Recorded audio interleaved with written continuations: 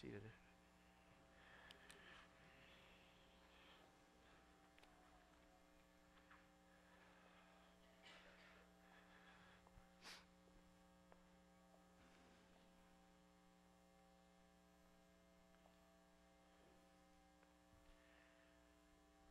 I'm going to give you half of the sermon now. The other half will be available on YouTube pay-per-view when we're done here. Kind of hard to see, but that's the newspaper from April of 1980 in my hometown of Beaver Dam, Wisconsin. We had a tornado that day. It's funny to say it wasn't a big tornado, but compared to some others that have gone through this state, it was certainly not a tornado of any huge significance.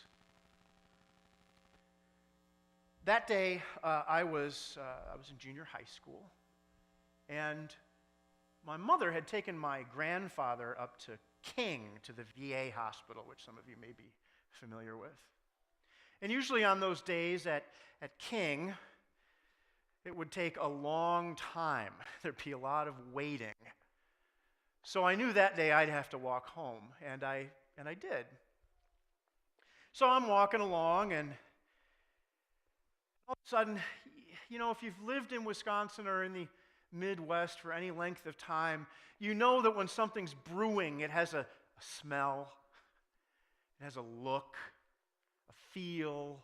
You just know something is coming. And so I thought, better keep moving. And then it started to rain ever so slightly, so I put my jacket on and thought, well, I'm not terribly far from home. I should be able to get there not too bad. So I ended up in front of my elementary school. The elementary school was one side of the street, and the other side of the street was a city athletic field with, if you can remember, some of you, before they had aluminum bleachers, they were iron framed with wooden seats. So they were pretty sturdy. Well, just then my mom rolls up in the car. I was surprised because, of course, I didn't expect her to be there, but I was happy because the rain had started, and I thought, well, this is a lot better than walking the rest of the way. And we drove not even the distance from Trinity to London Road, not far. And by that time, it had started to really rain and hail. And you know that hail that's like snow? That really comes down? Well, it was doing that, so we got out of the car and we kind of ducked into the entrance to the ShopRite so that we were at least under cover. And as we did that, as we watched, we saw that scene. We saw that tornado come up over where our house was. So we were a little nervous about that. It came up and over and sort of to our left, and off it went, and we didn't see it again. I've never seen one that close. I hope to not see one again that close. So, as you know, with tornadoes, once they pass, it's kind of calm. So we got home and we waited an hour or two, and then we did what any good Midwesterners do after a storm or a tornado. We got in the car and went to look at the damage. Once you realize your house is fine, it's nothing but going to gawk at other people's misfortune. So we drove a little bit from the house, and we got to where my elementary school was, and it was just debris all over the place, stuff stuck into the fence, trash all over the place, tree limbs, leaves, all sorts of stuff. The area was just a mess, and we realized that's, kind of thought about it, that's exactly where the tornado had gone. Across the street from the elementary school at the city athletic field was worse. When you take a piece of tinfoil off a casserole and then you just crumple it up and throw it away? That's what those iron bleachers looked like. Like somebody had just crumpled them up, wood shards everywhere. And I realized, had my mother not been 5 minutes later, where would I have been?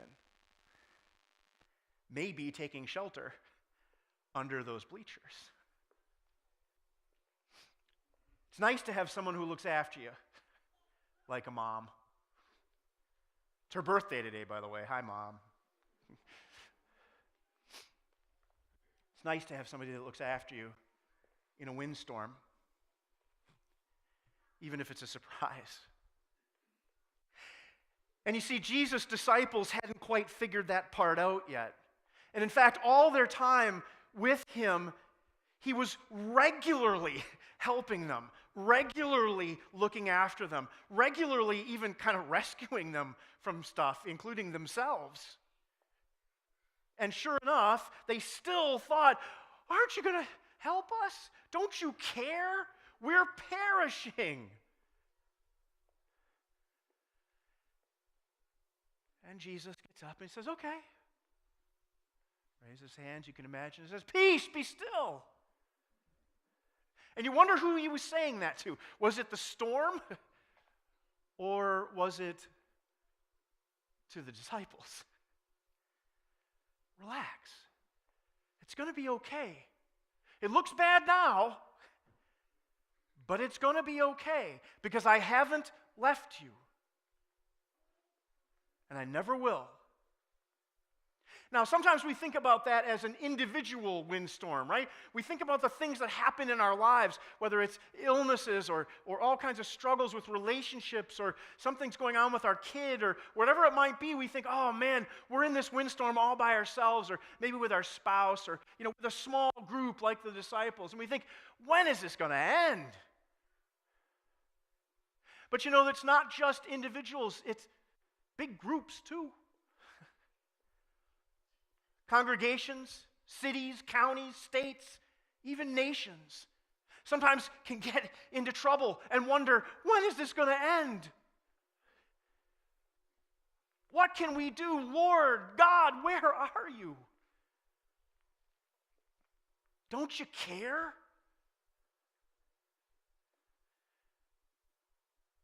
When I was 25 years old in 1994, my grandfather took ill, seriously ill. I was living out east at the time, and my mother made a call. It was one of those get on the next plane calls. And so I did, and got home, thankfully, in time before he passed, but that happened very shortly thereafter. At the visitation at the funeral home, a woman came up to me, and she said, "Are you Peter?" And I looked at her with one of those "who are you" looks. How do you know me, right? We've all been there. How do you know me? How should I know you? And she said, "I recognize the last name." She was working part-time at the funeral home. A lot of times funeral homes will have people come in and help sort of at the last minute if they have a big funeral. And she said, "I recognized the last name, and I wondered if it was you." So still, I'm like, what? She said, "I was one of the nurses who took care of you when you were born." That's me. My legs are no bigger. They're still that skinny. You see, when I was born, I had an issue where I really struggled to maintain my body temperature. And so I had to be in an incubator for about 2 weeks with, I often look at it, like, people have asked, well, what's an incubator? I said, well, it's kind of like a toaster oven for babies. You put them in there and it's a constant temperature and everything's okay. So I was in there. I didn't realize it, of course, till I was much older. But when you're in an incubator, it's, human touch. Nowadays, it's a little bit different, but back then, human touch is few and far between. My mother, I was the first, was terrified, as you can imagine. Thank God there were nurses who were willing to look after me around the clock. Thank God, like Jesus commanded, there were people who were willing to look after the stranger, the weak, the least among us. And we say, oh, well, that's easy, because it's a baby, Max, who will be baptized in just a moment. Well, it's easy to look after babies, right? Of course. They're so cute. They smell nice, right?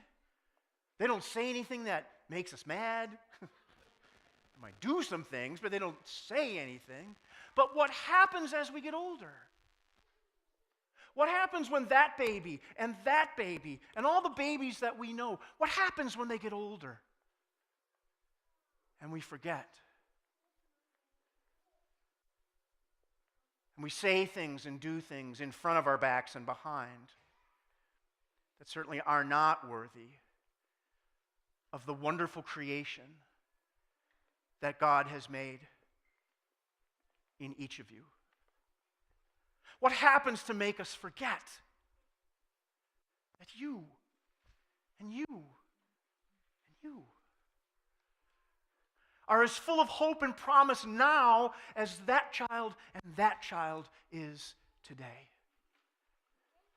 You are as full as a recipient of God's love and of God's grace and of Jesus on the cross for you as ever in your life today.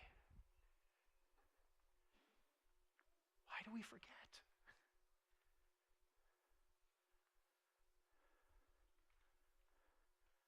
Lately, I've asked myself, I owe him for fighting so hard to survive. What do I owe the world?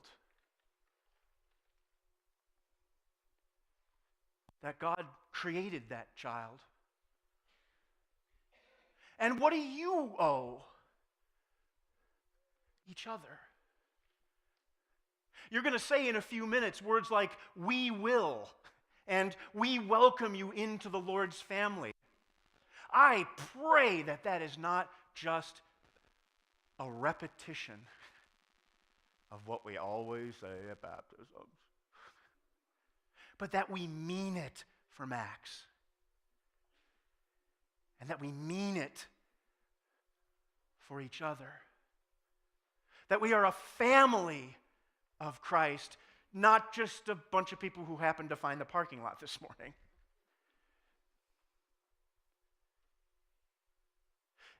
This child is beautifully and wonderfully made. And we need to take that seriously, because so are you. I want to leave you with three things. The first, there is enough grace to go around. We needn't withhold love and forgiveness and kindness from one another because we think, oh, if I do my grace, then there won't be enough left for me.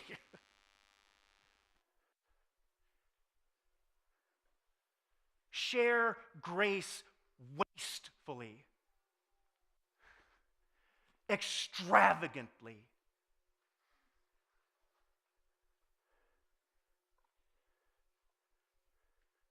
Nobody ever made the world worse by being kind. Number two, each of you has a call. Each of you has what Lutherans call vocation. That little guy and that little guy at their baptism, God said, hey, I got some stuff for you. I want you to go out and I want you to do what you love and do what you're good at, and I'll take care of the rest. You don't have to solve any big problems if you can't. Don't worry, I'll take care of the rest. Just recognize where those gifts came from and use them. This is my ordination stole. I treasure it. Not because it's pretty, it is. Not because it has Hardanger, Norwegian needlework, which is part of my heritage. But it's because my wife made it. She's good with needles. Not the doctor kind of needles, the sewing kind of needles. This is a vocation of hers, and she's used it nearly 25 years ago to make something beautiful. But that's not where it ends. Because you see, in order to be here before you today, she, Joanna, my kids, Lauren and Will, they pay the tax for me to be here. They are the ones who carry the burden. They are the ones who watch over me now. And now it's my turn to do some watching over them. So later today, in a little bit, when we have the reception over there, I appreciate and it means a ton to me that you say thank you for my ministry and thank you for what I've brought to Trinity. But don't thank me. Thank them. Because they made it possible. They left their home to come here. But you know what? Thank yourselves too. Because none of this ministry, and I think my colleagues here would agree, none of this ministry happens without the support of family and without the support of congregation and without the support of each other. Using one another's call and that grace which we have plenty of. And finally, if you remember nothing else from what I've said over these nearly 2 years, it is this. You are enough. I couldn't do a darn thing in that bubble, but I was enough because I was a creation of God and my mother and father. You are enough. Because the world will tell you plenty of lies. The world will tell you plenty of things that make you think, I'm not good enough, I'm not smart enough, I'm not rich enough, I'm not whatever enough. Whatever is in your head that says, I'm not enough. Color of your skin, your gender, your sexuality, whatever it is, something in your head says, I'm not enough, and it's a lie. Period. Because as the saying goes, God don't create no junk.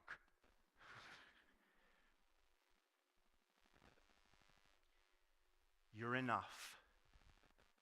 And all you must do is know that that grace abounds, starts from the cross, and it goes everywhere since then. And know that God has gifted to you wonderful strengths and abilities, and know that even on your worst days, someone is watching over you. And that's the ray of sunshine. And maybe that's a parent, and maybe that's a friend, maybe that's a pastor, maybe that's a congregation, maybe it's a coworker, whoever it is, ultimately it's Jesus Christ who's watching over you and with you through the Holy Spirit every day. These are signs of the office, the stole, But you're not special because you have a stole. And you're not special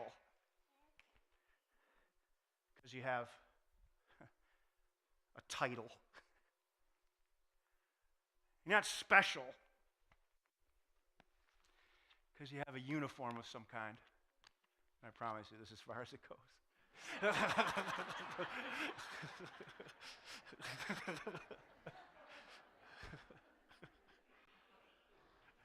I'll leave you with that image. You're not special because of any of these things. You're special. You're important. You're worth looking after because you're you. So hear very clearly, peace. Be still. It's going to be okay. There's no amen today, just until we meet again.